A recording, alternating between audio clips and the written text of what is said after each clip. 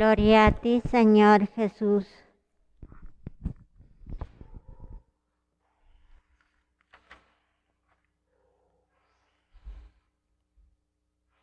Hoy lunes, el Señor nos hace la gracia de empezar una nueva semana. Y la Iglesia, como de costumbre, sigue acompañándonos con la palabra de Dios.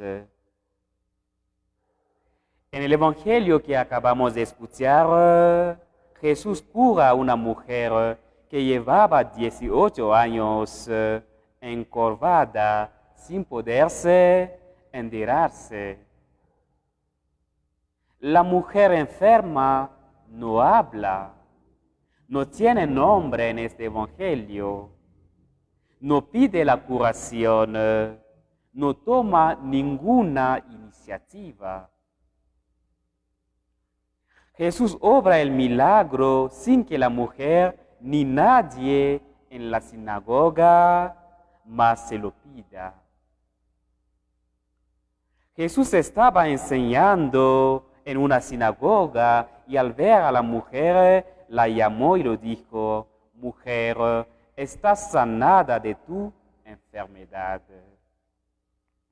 Luego hizo el gesto visible de imponerle las manos y enseguida se puso derecha y glorificaba a Dios.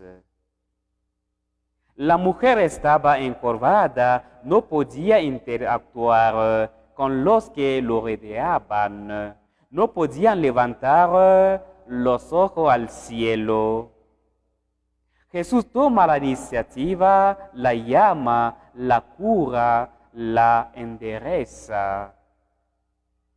No obstante, lo cierto es que esa mujer encorvada nos representa a todos los que estamos encorvados, oprimidos bajo el peso de nuestros vicios, nuestros pecados, nuestras angustias, nuestros pesares. Estar de pie es sinónimo de libertad, de la dignidad propia de los hijos de Dios. Dios nos creó para ser felices y libres, no para ser esclavizados, ni oprimidos, ni caídos, ni deprimidos.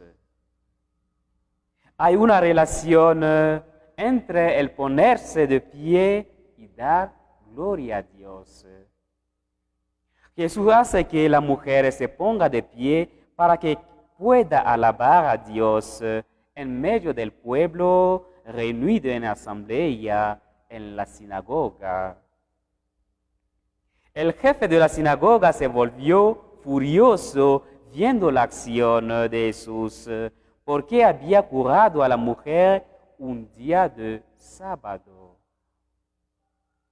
Nuevamente, los argumentos legalistas y faltos de sentido de los fariseos dejan en evidencia lo que ellos son, hipócritas y insensatos.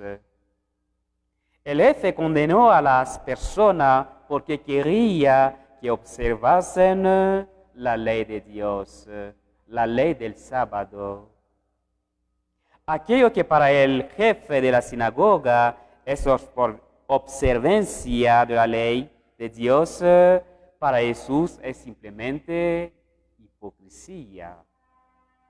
En la curación de esta mujer, Jesús se da un doble signo: cuestionar la dirigencia religiosa judía por su concepción legalista y deshumanizada del sábado, y presentarse como Mesías superior a la ley. Jesús nos quiere erguidos de pie en victoria, alegres.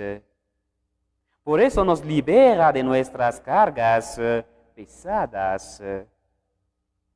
En esta historia sanadora resume la totalidad del mensaje de Jesús.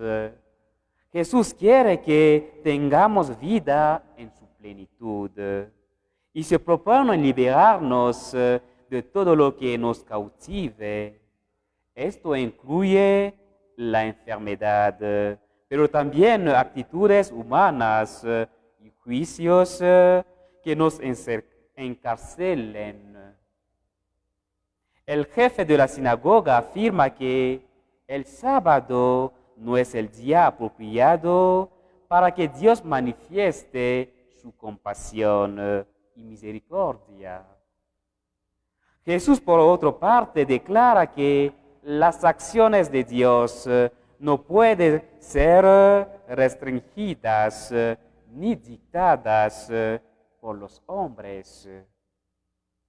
La misericordia y sanación del Señor no conocen límites de tiempo ni de lugar. Para Jesús son primordiales la misericordia y la compasión, sobre todas las otras consideraciones puramente humanas. Al inicio de esta semana, pedimos a Dios un corazón semejante al corazón de Jesús, siempre compasivo y listo para defender a los pobres y a los que sufren. Que el Señor nos ayude. Amén.